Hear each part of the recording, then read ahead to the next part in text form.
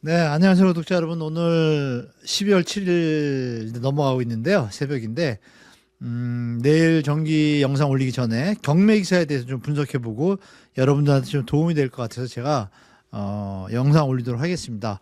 이 보시는 바와 같이 제목 썸네일 이렇게 썼잖아요. 제가 서울 경매 급증, 지방은 그 이유는 시장은 어떻게 될 것인가 같이 보도록 할게요. 이제 하나씩 보면서. 그래서 강제 경매 대법원 등기 정보 광장 가서 제가 데이터를 싹 정리해 봤습니다. 그래서 여러분들과 같이 보면 경매 전반에 걸쳐서 앞으로 시장 예측하시는데 도움이 되실 것 같아요. 자, 보도록 하겠습니다, 여러분. 자, 이런 기사 나왔습니다. 5일 날. 금요일이죠. 더는 못 버틴다. 집주인들 결국 백기. 무너지는 역골족. 서울 11월에 수도권 경매가 급증하고 있다. 그 이유는 뭘까요? 여하튼 급증한다는 건 팩트입니다. 팩트인데 이렇게 이제 기사에 나옵니다. 서울에서 대출을 제때 상환하지 못해 경매로 넘어가는 아파트, 오피스텔 등 집합 건물이 급증하고 있다.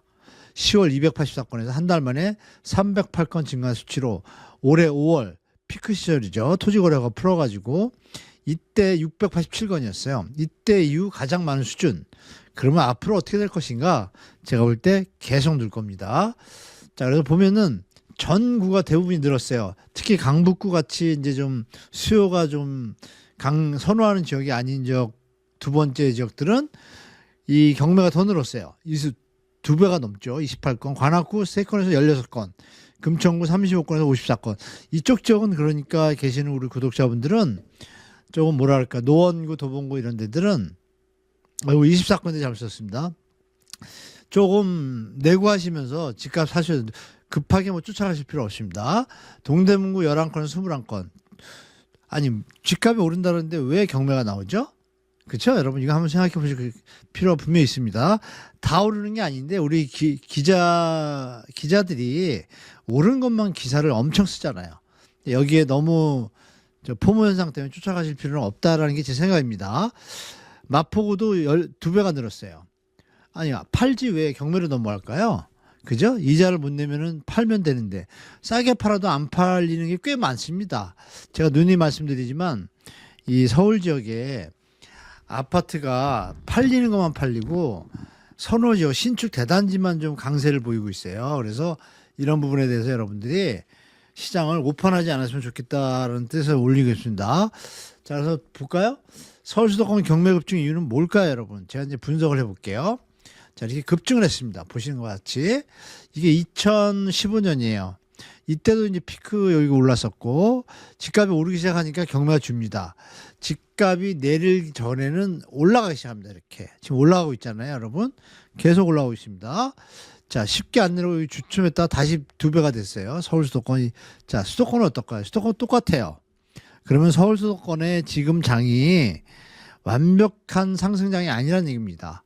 뭔가 외부적 요인과 이런 여러 가지 요인들이 움직였었고 정부에서 대책들이 나오니까 가수요, 투자 수요, 투기 수요들이 사라지고 나니까 현상들이 이어지고 물론 그게 있을 때도 이렇게 많았는데 조금 주는 것 같다가 다시 늘죠. 그러니까 이런 부분을 우리가 유심히 보셔야겠습니다. 자, 그리고 광역시도 이제 비슷한데요. 제 제목처럼 부산, 대구, 인천은 급증하고 있어요. 이 부분을 좀 챙겨 보셔야 되는데 보시는 바와 같이 보십시오. 부산입니다. 정말 많이 올랐죠. 신청 건수입니다. 신청 건수 임의경매. 그러면 이게 6개월 뒤에 나오니까 여기서부터 6개월 뒤로 생각하면 이게 어디예요, 여러분? 지금 2024 이러니까 여기 볼까? 2025년 1월, 6월, 7월 여기에요. 요 물건들이 내년 2, 3, 4, 5에 많이 나올 겁니다. 그러면 또 다른 데는 어떤가 볼까요? 제목처럼 부산, 대구, 인천. 대구입니다. 파란 거. 대구가 예전에 2010년도 이때보다 더 많아요. 물건이. 이거 신청한 거니까 계속 나올 겁니다. 대구도. 인천도 좀 조정받는 것 같다가 입주 물량 2022년도 23년도에 입주 물량이 많았어요.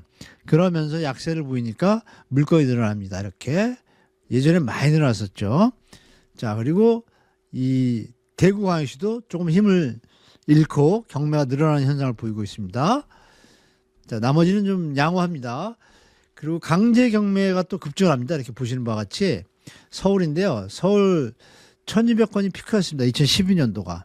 그때 보금자리 주택의 효과로 서울 주택 가격이 아주 안정될 텐데 지금 그 수위입니다.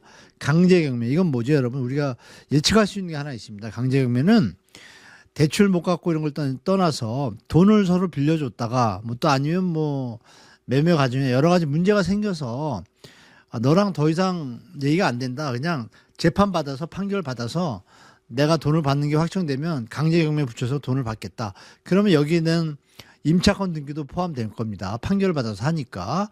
임차권 등기는 대출해 준 게 아니잖아요. 그러면 이 얘기는 뭐예요? 전세금 못 돌려주는 사람도 늘고 있다는 얘기예요. 이게 이제 시장이 정말 양극화되고 있습니다. 그래서 시장 판단 잘 하셔야 돼요. 예전에 영끌 하셨다가 물리신 분들 많지 않습니까? 그런 부분 생각하셔서 정말 요즘 얘기하는 상승론자들이 얘기하는 되는 데만 우량한 지역. 근데 여기도 사실 지금 꼭지에 올랐습니다. 그래서 조심하셔야 되고. 자, 전국 임의 경매 건수 한번 볼게요, 여러분. 보시면 어때요?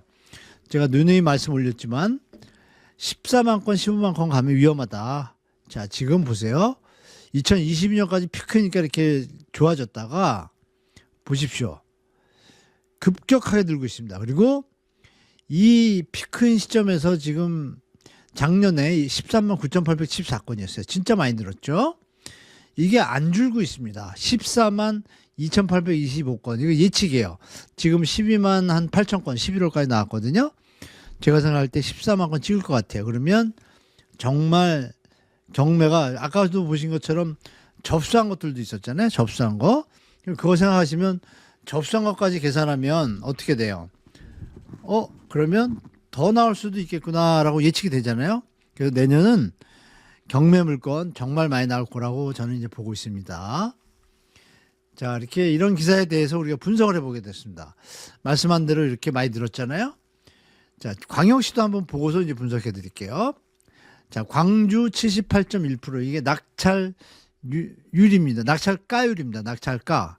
예를 들어서 감정가가 1억이면 7,800만 원에 낙찰이 되는 거죠. 그러면 이 정도의 갭이 발생한다는 얘기예요. 부산도 79.6, 대전은 좀 나요. 85.5, 울산 92.2, 대구는 6.5% 하락한 77. 이러면 현재 가격도 유지하기 쉽지 않다는 얘기입니다. 자, 아파트 진행 건수가 624건, 낙찰률은 46.8%. 광역시들이 낙찰가율은 86.6%. 이 상태로 이제 평균 유지가 되고 있고요. 여기 수도권입니다. 요거는 수도권. 자, 전월 대비 0.7% 하락, 수도권도.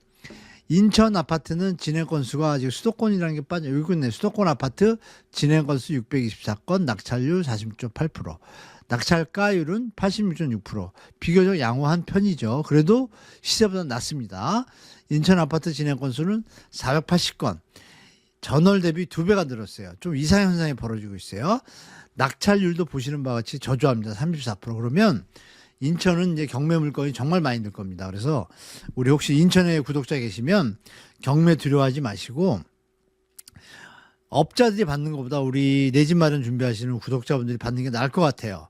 여러 번 말씀 올리지만 경매 매수 대리인제도 활용하시면 좋을 것 같습니다. 좀 이따 좀 설명드릴게요. 그것도. 이런 이유가 왜 발생하냐. 2020년대 우리가 이 고정금리, 그러니까 혼합형 금리라고 해서 대출을 많이 했어요. 영끌 유도하면서 5년 동안은 이자만 내다가 6년째부터 원금하고 이자가 같이 갚는 거예요. 근데 그 이자도 쌌어요. 그러니까 여기서 이제 원금까지 갖게 되면 부담되잖아요. 또 물론 그때는 또 금리가 낮으니까 그렇게 안 하고 고정금리로 5년 뭐 혼합형을 해가지고 이분들이 2, 3%대 금리였는데 지금은 4%, 5%대로 바뀌었습니다. 5년이 끝나고 나면 6년 차부터는 이제 적용을 하거든요. 그러니까 여기서 이제 멘붕들이 많이 오시고 버티는 지역, 특히 강남 4구나 이런 데들은 버텨서 어떻게 뭐 탈출하거나 매도를 하겠지만 그렇지 못한 데들은 못 빠져나오는 거예요. 그러면 이 현상이 제가 볼 때 내년엔 더 강하게 나타날 수 있다. 이게 정부의 대책이 확실히 나온다면 이거랑 맞물려서 시장이 정상 가격으로 돌아가지 않을까라는 게 제 기대입니다. 예측이고. 서울 수도권은 지금 강세를 보이고 있는데요. 뭐 기사에서 여러 번 보셨을 거예요. 뭐 100% 낙찰가 이러는데 그럼 생각해 보십시오. 지금 많이 올라가지고 6월, 6, 7, 8월에 많이 올랐잖아요. 9월까지도 좀 이어졌고 97 공급 때문에 이어졌다 11월 이후에 좀 조정받으려고 애쓰고 좀 횡보 중인데 그러면 이 낙찰 건수들이 6개월 전 가격이에요. 그러니까 갭이 좀 생겼잖아요. 그 6개월 전은 더 어때요? 토지거래 허가 전이니까 또 금액이 더 낮아요. 그러니까 100% 되는 건 당연한 거죠. 110%, 120%는. 왜? 감정가가 낮으니까. 그럼 여기서 이제 이것들이 여기서 낙찰률이 50%인데요.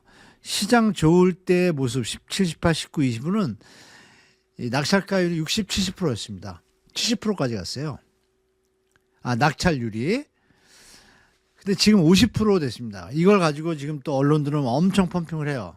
낙찰률 50%, 뭐 낙찰가율 100% 넘었다. 일부 지역만 그런 거예요. 나머지 지역은 안 그래요. 대부분은 그렇지 못하다라는 걸 좀 아셔야 되고 그러면 그렇게 좋은데 왜 나머지 50%는 낙찰이 안 되죠? 이것도 한번 냉정해 보실 필요가 있습니다. 인천 아파트는 2배 이상이 늘었어요. 34% 낙찰률이. 그래서 인천시장은 그럼 이제 낙찰되지 않고 유찰된 것들은 어떻게 돼요? 계속 쌓여가잖아요. 누적돼 가지고 2차 경매로 들어가게 되고 이것들이 겹쳐지면 가격이 조정이 제가 가속화될 수 있다는 게 제 생각입니다. 그래서 수도권은 광역시나 수도권은 좀 조심하셔야 되지 않나라는 게 제 생각이에요. 그래서 충분히 기다리고 정부 대책 본 다음에 시장에 접하시는 게 진짜 좋겠다고 또 말씀드릴게요.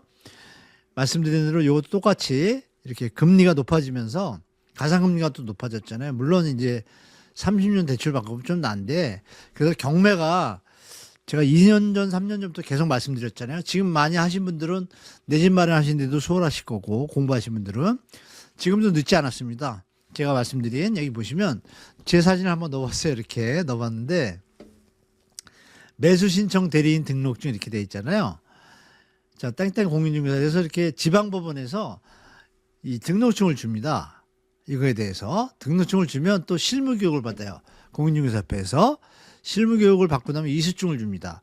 그러면 여러분들이 공인중개사 사무실 찾아갔을 때 이거 붙어 있는 거 하고 실무 교육을 언제 받았는지 이게 등록은 날짜하고 이거 보시면 되죠. 그러면 이게 날짜가 뭐 한 2015년 이렇게 됐다, 뭐 17년, 한 7, 8년 됐다. 이러면 정말 오래됐으니까 믿을만하죠. 그래서 이수증에다가 교육 실무 이수 날짜가 표시됩니다. 그래서 이것도 좀 보고 개업하신 날짜하고 경매 매수 대리인 법원 등록일까지 확인하고 최소한 3년, 5년 되신 분이면 믿을만 합니다. 10년이면 더 좋고요. 그래서 제가 볼 때 그리고 우리 구독자 중에 혹시 경매 매수 대리인 그 자격을 가진 공인중개사분 계시면 저한테 댓글이나 이메일 보내주시면 제가 우리 구독자분들 이왕이면 우리 공인중개사 구독자분들 공인중개사분들한테 연결해 드리도록 하겠습니다. 우리 공인중개사분들 혹시 구독자 계시면 저한테 꼭 연락 주시면 감사하겠습니다. 저 이메일 주소가 제 그 커뮤니티 그 채널 들어가시면 이메일 주소가 있습니다. 찾아보시면 됩니다. 자, 그리고 댓글에 달아주셔도 되고요.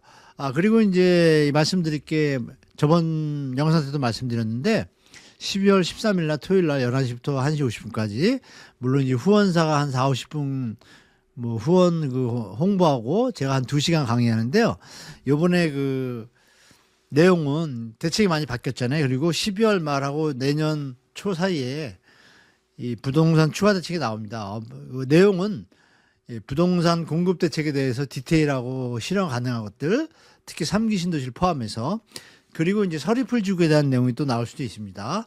강남에 2만 가구가 쏟아지는 거죠. 이 부분이 뭐 시장 친화적인 데서는 반대 기사들을 씁니다. 뭐 반대한다고 막 이러고.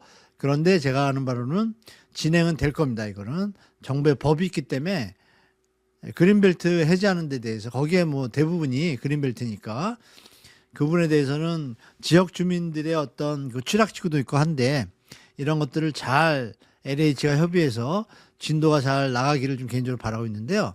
그래서 그 대책 내용들과 그리고 추후에 나올 대책 이거에 대해서 방송에서 다 말씀 못 드린 것도 말씀드리고 그리고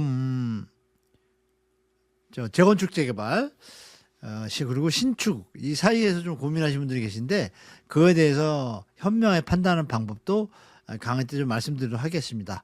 그리고 자산관리 전략에 대해서 좀 말씀드리도록 할 텐데요.